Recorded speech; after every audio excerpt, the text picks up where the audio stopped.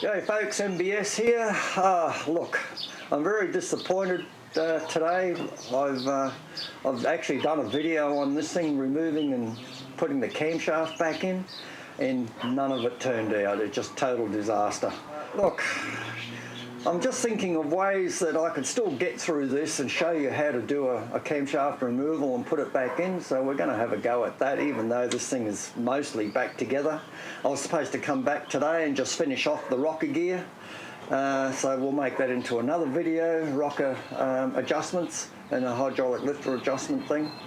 And let's see how we go, eh? We'll just do a run through and I'll just talk you through removal and replacement of a camshaft, and hope I can get away with it. And please excuse me if it's not good enough for you, but I don't want to waste my work and have done all that filming and have it amount to nothing. But I think I can do a pretty good talk through with you and show you how it's done. Now obviously if you're only doing a camshaft replacement, you're going to do this in the car, I would presume.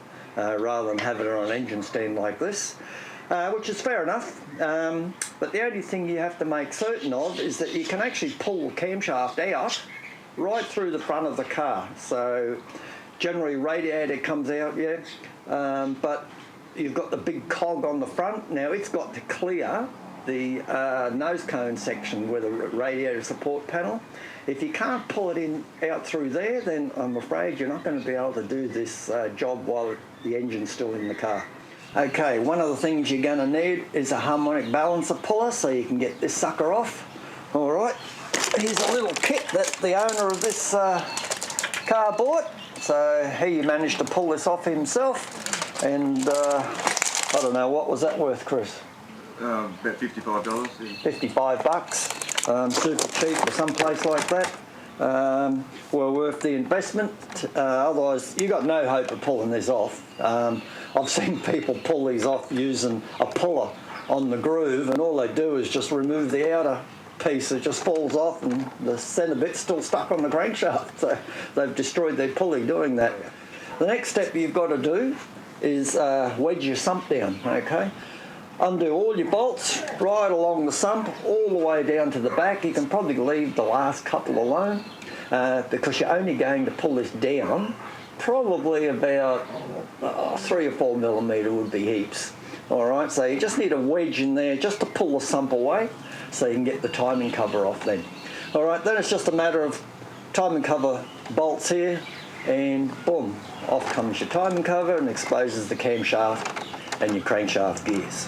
Right, next step in the operation is to pull all the auxiliary accessories off, like that's your fuel pump, your oil pump, your distributor, side plates, tappet cover, all have to be removed, and all your rockers need to be taken off. Now this is a 202 engine, so the rockers are on a fixed pedestal, so it's just a matter of undoing the bolts, taking the whole lot off, take your push rods out, okay? Then the next thing is to extract your hydraulic lifters. Right guys, to take out the hydraulic lifters, just get yourself a little tiny screwdriver or one of these pickers and put it into the circlip groove and lift her up. Okay, you're going to find it's going to be tight. Okay, when you get it up to about there, it's going to start getting tight, so you're going to have to go up and down, up and down, up and down until you take it through the dirt mark, or the what do you call it, the oil build up in here. It becomes like a sludge, and that'll stop you pulling the lifter out. Now you could also find that the lifter could be mushroomed. If it's mushroomed and you try and force it out, you will wreck the lifter ball in doing so. In that case, I would strongly recommend you don't attempt to force them through the ball because you'll just damage it. The best way to do this then would be to remove the camshaft totally and drop the lifters down through to the bottom, which means you've got to take the sump off. All right, and I tell you that if you don't hone your bore, if you force this through and you do not hone the bore and get rid of those burr marks, you'll find that your lifter will be tight in the bore and it won't spin properly like this one. This one's spinning beautifully. All right, the spin is very important for longevity of the lifter and camshaft. All right, so now we've got all this stuff off, time to get the camshaft out. All right, hopefully I've got a picture up on the screen showing you this camshaft installed up against the crankshaft. And what you'll notice is this dot on the camshaft, okay? You'll have a similar dot on the crank. And what you want to do, you don't have to line them up when you're removing the cam, but you will when we're installing, okay? So generally this dot here will be matched up on the crankshaft with a similar dot in between the teeth. And what you want to do is rotate the engine around until these two dots meet, okay? You don't have to put it in that position, but once you do that now, then when you remove the cam and put the new one back in, you don't have to turn the crankshaft over. All right, so to get this out, what you're going to have to do is see these two big holes here. On the back of the camshaft, there is a thrust plate. All right, that's attached to the engine with two Phillips head screws that are accessible through this hole. So, we're looking at the front of it like this. The two dots are lined up, yeah. Unfortunately, the holes aren't going to line up for you to take those screws out. You're going to have to turn it a little bit until you get the screws lined up. Now, to remove those screws, you need one of these, impact wrench, okay? They're a great little tool. Choose the right tip. Make sure the tip is correct for the screws, otherwise if you fail to use the right tip, you may damage the screws and you're going to have trouble getting those screws out. All right, so you just give that a hit, the screws will come loose, this camshaft's ready to pull out, okay? So once you start pulling it out, as soon as you pull it out past these journals, the crankshaft is going to drop a little bit, about ½ inch, not even that.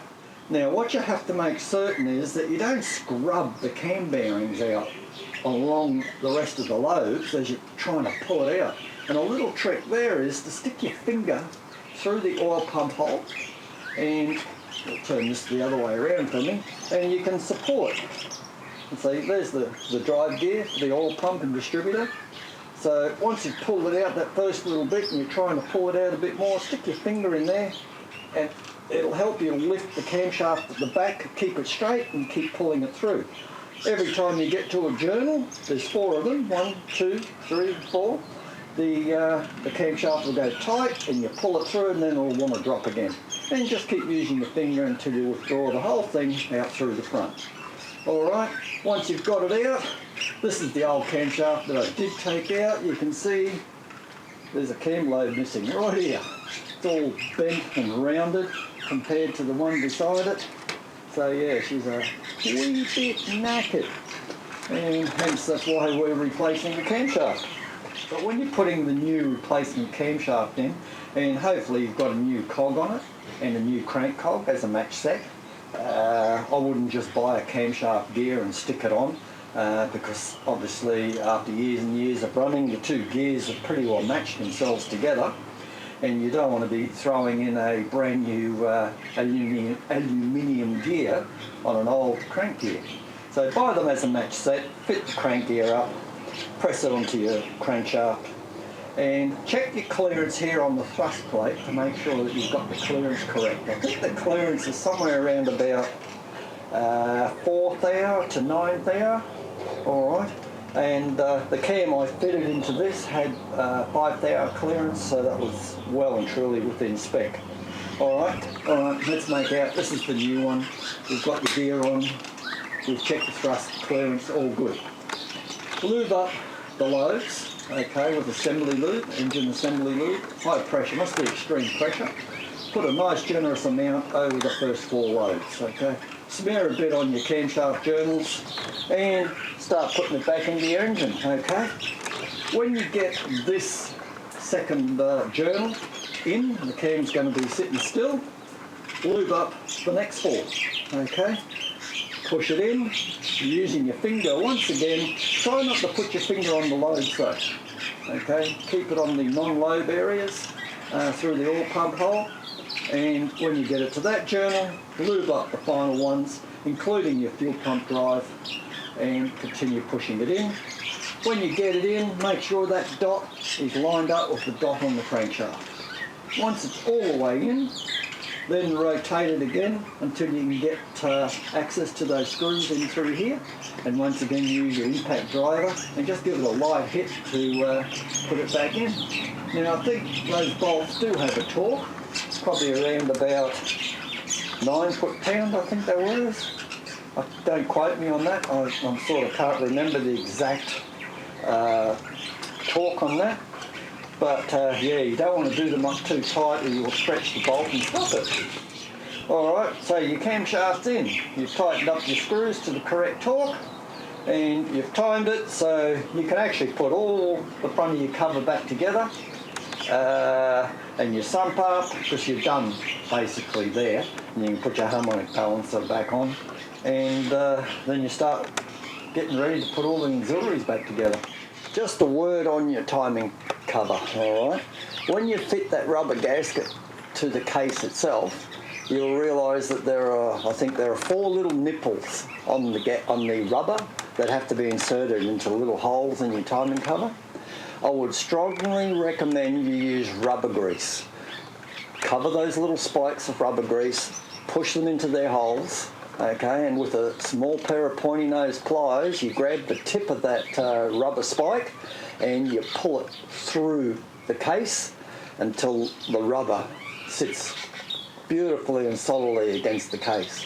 All right. If you don't use rubber grease, you're going to destroy that nipple because it'll snap off as you're pulling it through with the pointies, and you'll never pull it through and it'll never seat properly. Okay, we're up to the point of putting the hydraulic lifter in. We'll just give them a smear of the assembly lube grease, probably a little bit around here. Now you notice I'm using gloves, and the reason I use gloves during engine assembly is to stop my fingerprints or the sweat from my fingers getting onto the metal parts, because they'll rust reasonably quick. Now you see that's almost fallen in under its own weight, which is exactly what it should do. If it doesn't fall under its own weight, you've got some sort of burr or something in the ball, or your brand new hydraulic lifter could have a burr on it somewhere, so you need to check that, because this needs to be free as in the ball, and it needs to spin relatively easily, okay? If it's not allowed to spin, you will wear out your cam load and you'll wear out your lifter, because that spin also imparts the spin on your push rod, and you'll see it if you ever have your tapper cover off and the engine's running. You'll see the push rod spinning very slowly, but it does spin. All right, we're up to the stage now where we can put the push rods in and tighten down the rocker posts and see what the adjustment is.